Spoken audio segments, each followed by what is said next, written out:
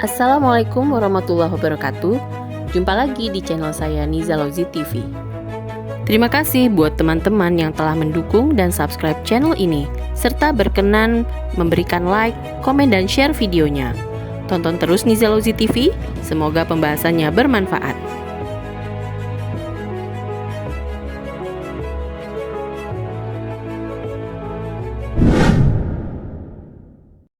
Baik, di video kali ini saya ingin berbagi dan membahas tentang pelaku bullying ya dari sudut pandang orang tua.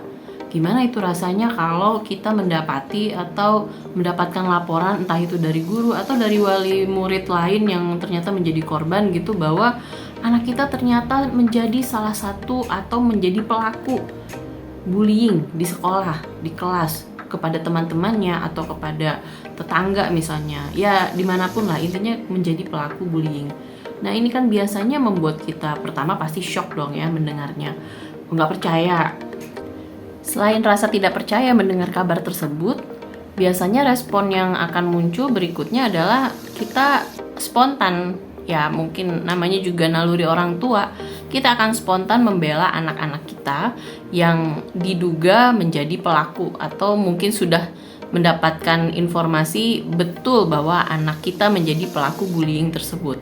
Nah ini biasanya responnya banyak sekali yang terjadi di lapangan, kasus-kasus maupun juga ya yang sering saya dapatkan laporannya adalah orang tua cenderung langsung bereaksi dengan membela anaknya tersebut.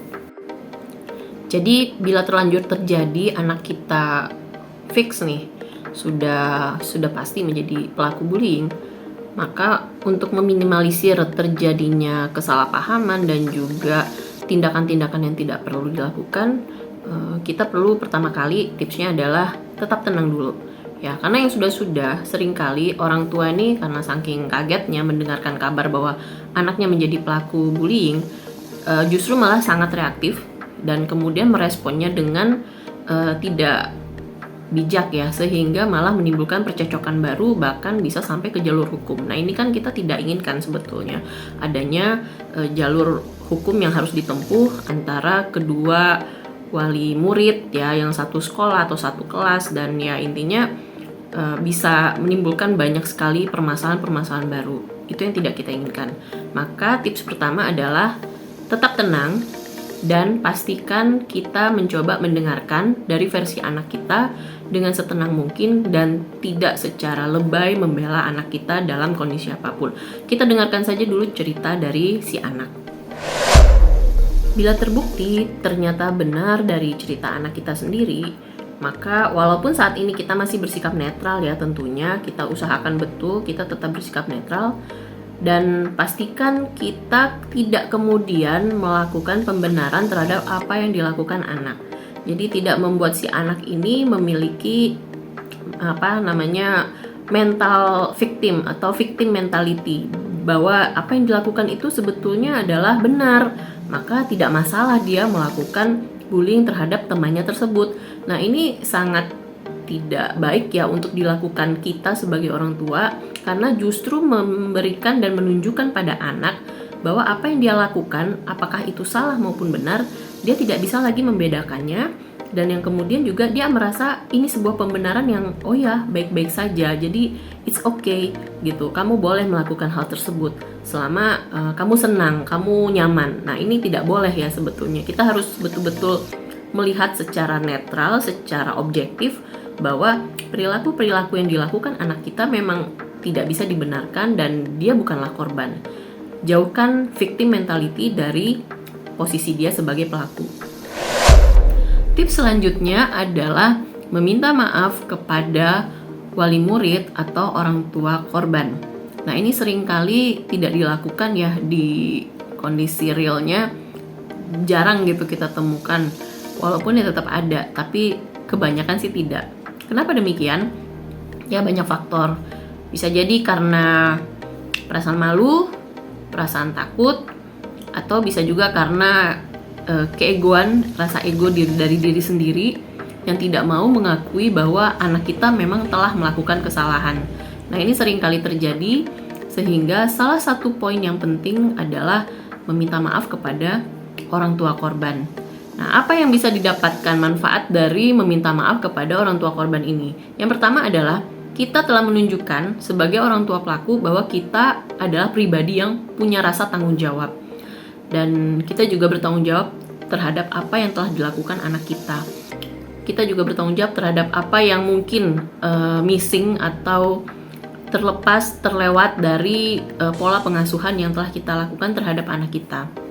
Itu yang pertama. Yang kedua, dari manfaat kita meminta maaf kepada korban juga bisa melihat, dalam hal ini orang tuanya ya, bisa melihat bahwa kita memiliki rasa empati terhadap apa yang dialami oleh korban, sehingga memudahkan proses untuk kerjasama maupun mencari solusi dari peristiwa yang terjadi saat ini. Nah, seringkali reaksi-reaksi karena tidak ingin meminta maaf, kemudian juga malah bereaksi secara reaktif, menyerang balik kepada orang tua korban, ini justru menimbulkan permasalahan baru dan percekcokan baru. Ujung-ujungnya bahkan bisa sampai ke jalur hukum. Nah, ini kan sebetulnya tidak kita inginkan ya, gara-gara anak yang bermasalah, kemudian karena sifat kita yang ada sisi egoismenya, kita tidak mau mengakui kesalahan, kita melakukan pembenaran terhadap apa yang dilakukan anak kita, maka akibatnya adalah memperkeruh suasana dan jadilah sampai panjanglah buntutnya, kurang lebih begitu.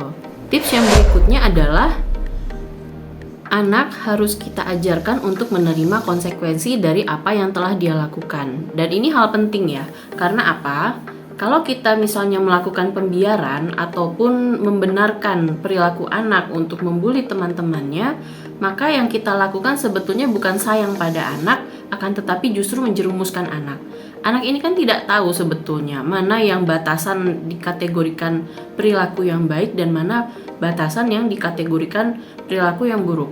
Yang memberi batasan itu kan adalah kita dari orang tuanya yang lebih memahami dan mengetahui perbedaan tersebut. Sementara anak-anak pada dasarnya dia belum memahami, usia-usia anak khususnya remaja, dia masih memilah dan masih mencari mana yang bisa dikategorikan batasan nilai baik dan batasan nilai atau perilaku yang buruk gitu. Nah, maka itu ketika terjadi kondisi seperti ini, mungkin kalau kita melakukan pembiaran dan membenarkan bahkan membela secara berlebihan anak itu, dia seterusnya akan terbiasa untuk melakukan tindak kekerasan, tindak bullying kepada lingkungan sekitar, dan ini kan tidak baik ya untuk perkembangan karakter, juga perkembangan tumbuh kembang anak ini untuk masa depannya. Oleh karenanya tidak perlu kita memberikan pembelaan yang berlebihan, bahkan sebaiknya kita mengajarkan anak untuk menerima konsekuensi dari apa yang telah dia lakukan. Dia harus siap terima hukuman, dia harus siap terima misalnya kalau mendapatkan sanksi sosial juga dari teman-teman, misalnya gantian dia yang dikucilkan, dia yang diisolasi. Nah, itu adalah bagian dari hukuman yang harus resiko yang dia terima karena perbuatannya. Karena apabila kita membiarkan, ya sudah, dia akan tidak bisa memahami perbedaan-perbedaan tersebut. Selain itu, anak perlu juga kita ajak untuk meminta maaf atau kita dorong dia untuk meminta maaf kepada korban. Ini adalah salah satu bentuk konsekuensi yang harus dia lakukan. Dia harus siap terima untuk menurunkan egonya agar mau meminta maaf kepada korban. Agar apa? Agar dia terbiasa untuk memahami bahwa pada saat dia melakukan sesuatu yang di luar norma-norma sosial dan norma moral masyarakat, maka dia harus siap dengan sanksi-sanksi yang tidak menyenangkan yang harus dia terima dari masyarakat tersebut. Dan salah satunya adalah seperti ini, dia harus mau menurunkan egonya untuk meminta maaf kepada korban. Itu kan bukan sesuatu yang mudah ya dilakukan apabila sudah terjadi kondisi seperti ini. Nah, kuncinya ada di kita, orang tua. Kalau orang tua bisa mengkondisikan anak-anak kita yang sedang memiliki masalah sebagai pelaku, maka anak juga akan belajar untuk merubah sikapnya sendiri.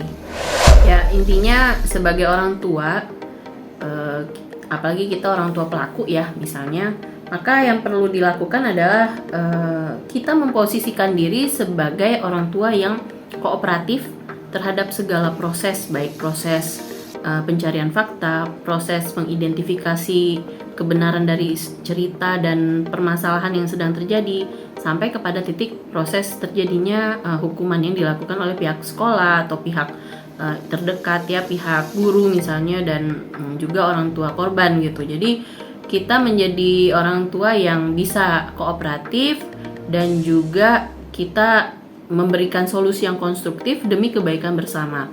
Maka sebagai orang tua yang perlu kita lakukan adalah sikap yang demikian. Jadi bukan lagi marah, misalnya melabrak ya, atau malah menyalah-nyalahkan korban, menyalahkan pihak sekolah dan sebagainya.